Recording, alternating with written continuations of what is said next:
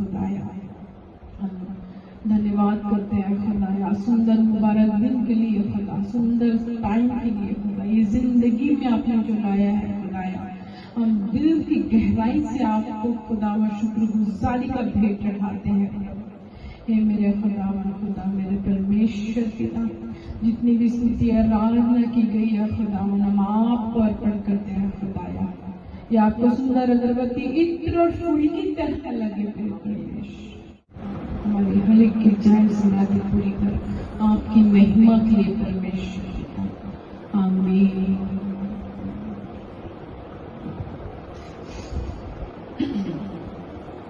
धन्यवाद करते हैं परमेश्वर। सब खुदा के सामने एक अंगीकार करें, आंखें खोलकर अच्छे से।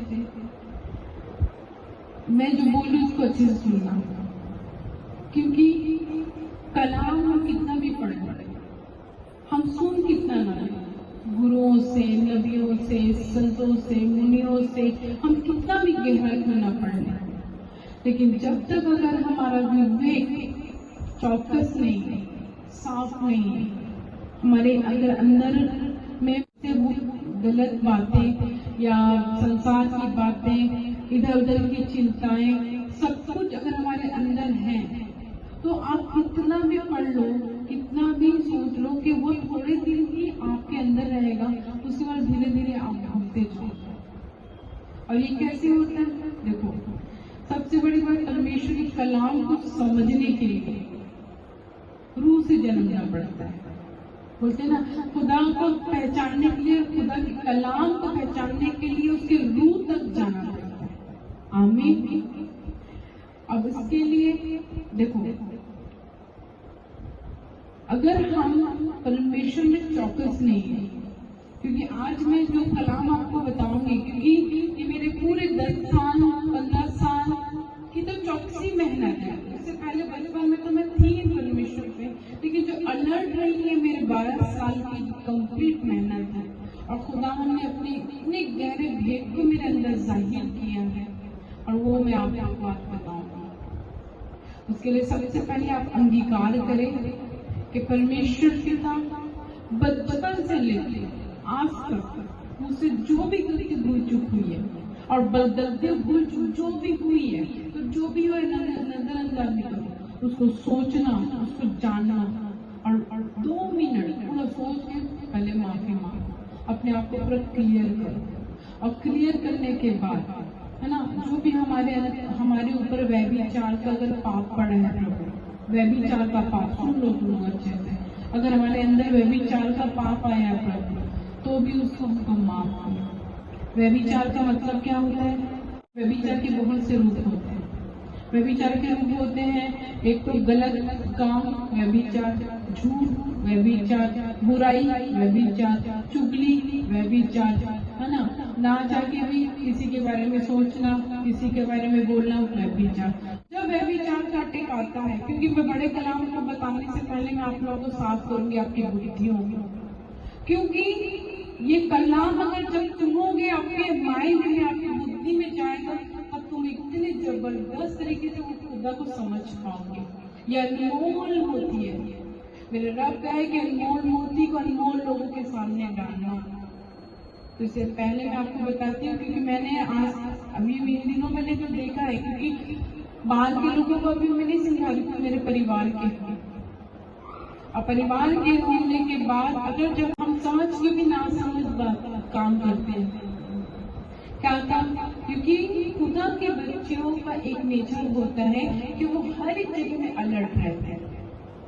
ऐसा नहीं है कि अगर बाहर जा रहे हैं, कहीं जा रहे हैं, तो ही वो एकदम टिप-टॉप या अच्छे से अलर्ट होकर जाएगा। उनका स्वभाव ही होना चाहिए कि वो हर जगह चौकस रहे, अलर्ट रहे और बुद्धि से काम करे। खुदा को बुद्धिमान पसंद है, खुदा मूर्ख को पसंद नहीं करता, नादान को पसंद कर लेता है, नादान को पसंद करता है, और नादान को वो बुद्धि देता है, और बुद्धि देकर समझदार बनाता है। नादान हर समय नादान नहीं रहते, बच्चे हर समय बच्चे नहीं रहेंगे, बढ़ते हैं। उसी प्रकार नादान को खुदा एक्सेप्ट करता है। नादान आते हैं, उसको एक्सेप्ट करता है, प्यार से भी समझाता है, डांट के भी समझाता है, उसको प्रिपेयर करता है, बुद्धि भी देके उसको समझाता है।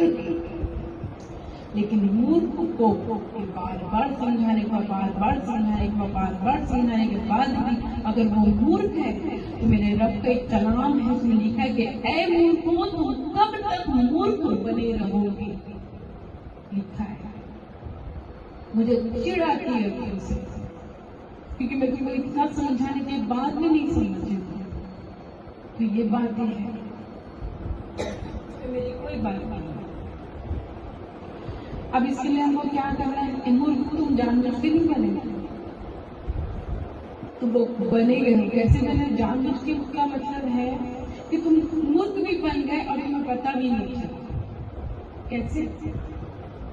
तो पहले बुद्धि माननी थी, पहले नादान थे, नादानी के बाद तुमने परमेश्वर कलाम को सीखा, परमेश्वर के प्रेम को सीखा, तुमने सब कुछ सीख गया और तुम एकदम अच्छे बच्चे बन गए। उसके बाद जैसे वह विचार आपकी लाइफ में इंटर किया, वह विचार आपकी लाइफ में इंटर किया, आप पहले जो नादान थे, नादान के ऊपर प्यार आता है, नादानों के ऊपर प्यार आता है, नादान के ऊपर कोई गुस्सा नहीं करता, याद रखो। और मूर्ख के ऊपर प्यार नहीं आता, मूर्ख के ऊपर लोग गुस्सा करता है। ये देख लेना आप अपनी लाइफ में, इसको सोचना हमेशा। अब जब लाइफ में आप जाएंगे ना नादान, तो आप गुस्सा नहीं करोगे, लेकिन मूर्ख के ऊपर आपको गुस्सा आएगा। अब ये क्यों बने आप मूर्ख? विवेक की कमजोर हो जाने के कारण। हमारे अंदर की जो विवेक होती है, हमारी रूह होती है, हमारी सोच समझ की शक्ति होती है, अगर वो कमजोर हो गई तो हम मूर्ख बन जाते हैं। और आप मूर्ख कैसे बन गए? मूर्ख बनने का एक ही कारण है, व्यभिचार। कि अगर आपके जीवन में आप एकदम अलर्ट चल रहे हैं, मैं क्या बोली, खुदा के राहों पे चलना कोई मामूली बात नहीं है। हर समय उसके साथ रहना, हर समय उसकी इच्छाओं पे चलना, उसको बोलना कि खुदा मुझे थाम, मुझे पकड़, और हमेशा ऐसे सोचना कि ये काम करूंगी मेरे रब मुझे देख रहा, कहीं उसको बुरा ना लगे, ये काम कर रही हूँ तो ये काम अगर मैं कर रही हूँ तो ये मेरे रब को अच्छा लग रहा है कि नहीं, मेरे रब को ये पसंद आ रहा है कि नहीं। ये काम हमेशा अपने रब को ध्यान में रखते हुए आपको काम करना है। और अगर अपने रब को इग्नोर कर दिए, वहां पे आप व्यभिचार के नीचे आ जाओगे, और व्यभिचार के अगर नीचे आ गए तो आप मूर्ख बन जाओगे।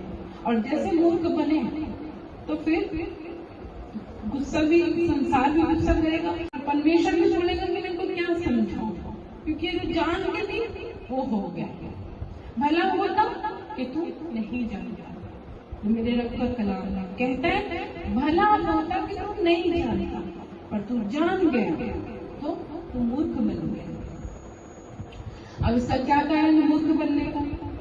किसी को क्या करते हैं, जब एकदम पाकिस्तानी में उसको एकदम अलर्ट करके चलते हैं तो गलत चक्कर में आ जाता है, उसको व्यभिचार कहते हैं। व्यभिचार के बहुत से कैटेगरी थे। अब 4 लोग बैठे, एक लोग तुम भी चले गए, अब उनकी सुन लिए, तुम्हारे कान में तो बुराई में चली गई, और आप वहां पे उठ के ना आए, आपकी कोई मजबूरी भी नहीं है, और आप वहां पे बैठे हैं 4 लोगों के सामने, और 4 लोग बात भी कर रहे हैं और अपने को सुन रहे हैं, और अपने मन में तो उस फैमिली में होके नहीं, हमें चुगली न करो, हम तो चुपचाप बैठे हैं, हम तो एकदम सीधे बन गए। तुम्हारा कान तो खुला है, तुम्हारे विवेक में वो बातें तो जा रही है, तुम्हारी आत्मा में वो बातें तो जा रही है, वो कमजोर कर रही है। फिर कोई, जैसे कोई तुम्हें डांट दिया तुम्हारे अच्छे के लिए, और जाके तुम अपने उसी में कुट करने लग गए, अपने घर में ऐसे बोलते, ऐसे करने लगते, ऐसे करते, बावजूद कि वो उसमें तुम्हारी गलती है। पहले तोड़ना, याद रखना, कभी भी किसी के बारे में बोलने से पहले तोड़ना कि मेरी गलती है कि उसकी गलती है। मैं आप यकीन नहीं करूंगी, मैं अभी बता रही हूँ आपको, परमेश्वर की हुजूरी में बैठी हूँ, मैं एनी टाइम जब खुदा की हुजूरी में जाती थी, चाहे मेरी गलती हो चाहे ना हो, अगर मेरी बातों से तो किसी का दिल दुखता था, मैं 1000 बार रो के अपने लिए माफी मांगती। वैसे क्यों करते हो खुदा? मैं कितनी बुरी हूँ खुदा, मैं कैसी हूँ खुदा, मैं कैसी हूँ। मुझे कभी ऐसा नहीं लगता था कि वो इंसान सही है या गलत है, ये मेरा नेचर है। मेरे को कभी ऐसा लगता है कि वो तो गलत है और मैं मुझे लगता मैं क्यों करूँ, मैं क्यों करूँ, मैं क्यों बोलूँ, मैं क्यों करूँ। और ऐसा करते करते मेरा डाउन आज मेरी इस जीवन का ये एक स्रोत है। अब आप सोचोगे ना मेरी लाइफ में बहुत मेरे रब के ब्लेसिंग है, उसका यही काम है। मैंने कभी अपने रब के पास जाके मैं ये नहीं बोली कि इन्होंने ये ऐसे किया मुझे, मैं हमेशा अपने आप को ही पूछती। फिर मेरे को मेरे रब फिर मैं माफी मांगती थी, फिर मेरे रब की शांति मेरे अंदर आती थी, फिर मैं नहीं होती। लेकिन याद रखना, कभी अपनी कोई चीज बुरी लग रही है, अपने घर पे जा रहे हो या अपने आप में भी, कि हम अपने आप से भी बात करें, ये भी हमारा दोस्त है। क्योंकि हम कौन है? हम रूह है, हम रूह है, हम आत्मा है। ये शरीर हमारा दोस्त है। कुछ जब तक ये खुदा ठहराया है, ये दोस्त है हमारा, तो हम इससे भी बातें करते हैं। तब तक तो मैं जाके पहले मन में आत्मा में सोच रहा, जानो नहीं यार किसकी गलत है, ठीक है। फिर अपना जरूरी नहीं है कि तुम आके गिड़गड़ा के माफी मुझसे मांगो या मेरे रब से मांगो या फिर दूसरों से मांगो। अपने मन में करो कि खुदा मुझसे गलती हो गई, मुझे माफ कर। मेरा रब नियतों का रब है। तुम्हारा मन भूल गया, बात खत्म हो गई, तुम्हारा विवेक जिंदा रहेगा। आमीन। अगर विवेक अगर खत्म हो गया तो वो मूर्ख हो गए। और पता वो जो चीजें फिर तुम्हारी जिंदगी को मूर्ख का एक चिन्ह देते हैं। खुदा की बात को समझने के लिए सबसे पहले हमको अपने विवेक को मजबूत करना पड़ता है। अगर हमारा विवेक अगर मजबूत है, मतलब गहरा है, समझदार है, तो फिर तुम्हारे पास हर एक मोती, मतलब कलाम की हर एक बात ठहरेगी। तो मैं क्या बोली? चुगली नहीं, सुनना नहीं, उठ के चले जाना। वहाँ पे अपने उस फैमिली में ये मत जताना हम बोल सुन रहे हैं, वो तो बोले हैं कि बोलना नहीं है, सुनना भी नहीं है। ये पवित्र कान है। खुदा की प्यारी आवाज मेरे अंदर आई, मेरे कान में आई थी, मेरे प्रभु की आपको बताई थी कि कैसे खुदा ने मुझसे कितना प्यारा बात किया था। तो हमको अपने कान को पवित्र रखना है, बुराई से बिल्कुल अलग रहना, सब्र करना, तो हमेशा याद रखना, वो करना। ये मत सोचो और लोग क्या कर रहे हैं, और आएंगे बहने के जल बहकाने के लिए, और खुदा में दृढ़ रहे। ये बात को सदा याद रखना और मजबूती से और एकदम ईमानदारी से रहना। और बोला प्रभु, मेरा वचन, मेरा प्रभु का कलाम कहता है कि जिसके पास बुद्धि नहीं है वो मांगे, परमेश्वर सबको देता है, उन्हें भी देगा। अभी हम जो तुमको ज्ञान बन के बता रहे ना, ये भी बुद्धि काफी नहीं है, एक तो बुद्धि है राई के दाने के बराबर। मेरे रब, राई का दाना भी बहुत बड़ा है भाई, मैं तो ऐसा कंपेयर करती हूँ। हमारा रब इतनी जबरदस्त बुद्धि है। एक तो बोलते ना, एक नाचीज को अपने उससे बेटा ये बोल दे, तू भी समझ और उनको भी समझा, ये वाली बात है।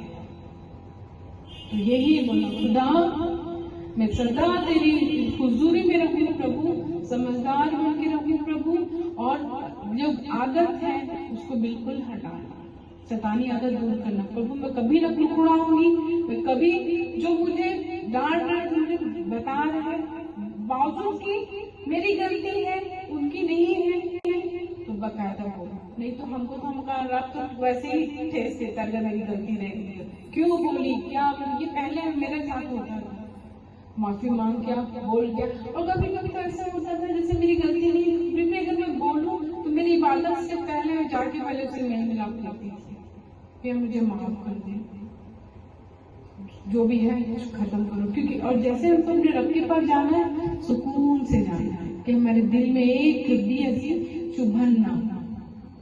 तो अपने आप को ऐसे ही करके जाना।